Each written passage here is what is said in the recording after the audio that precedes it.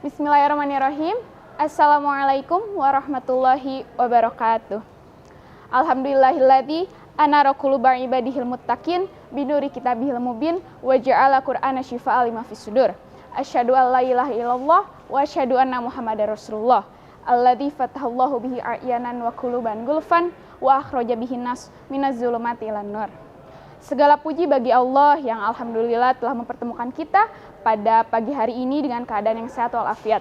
Shalawat serta salam mari kita curahkan kepada junjungan besar kita Nabi Muhammad SAW, keluarganya, sahabatnya, serta para pengikutnya hingga akhir zaman nanti. Selamat pagi semuanya. Bagaimana kabarnya hari ini? Untuk ibu-ibu dari mana aja ini? Oh, ada yang dari Cirebon. Baik, ada yang dari Makassar. Masya Allah. Baik, kenalkan, saya Sania Salman.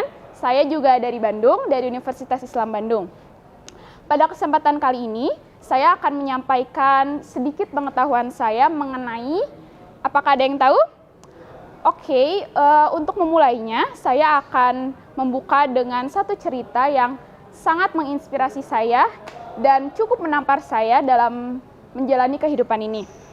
Jadi, ceritanya, suatu hari ada seorang sufi dari Kufah yang datang untuk menemui guru spiritual Abu Hussein.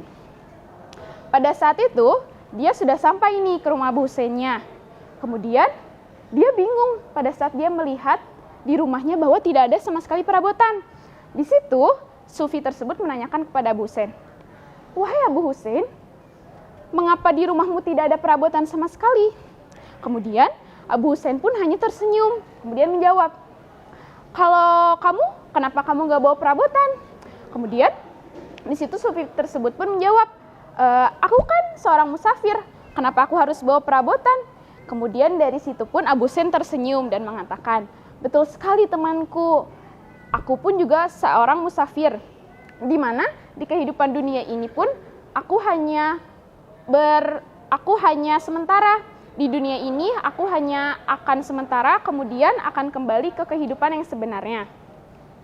Dari cerita tersebut cukup menampar saya, di mana bahwa kehidupan di dunia ini memang hanya sementara. Dari cerita ini pun mengingatkan saya kepada sabda Nabi Muhammad SAW yang berbunyi, "Kesenangan di dunia ini bukanlah untukku.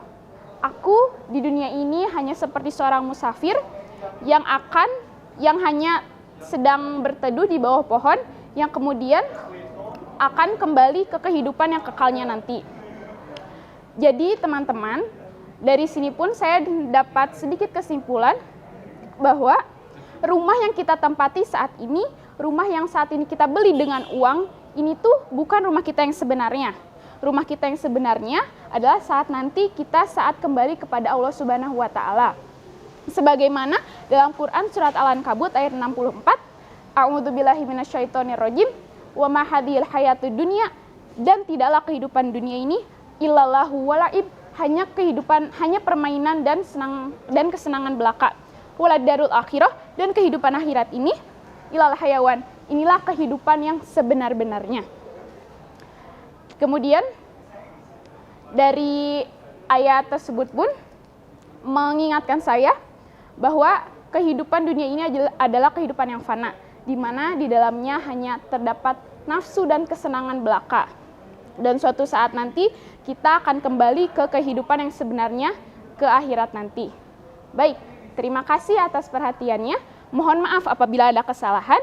Robbi auziqni an ashkura ni'matakallati an'amta 'alayya wa 'ala walidayya wa an a'mala sholihan taradahu wa aslih li fi dzurriyyati inni tubtu ilaika wa inni minal muslimin. Rabbana la tuzigh qulubana ba'da idh hadaitana wa hab lana min ladunka rahmah innaka antal wahhab. Wassalamualaikum warahmatullahi wabarakatuh.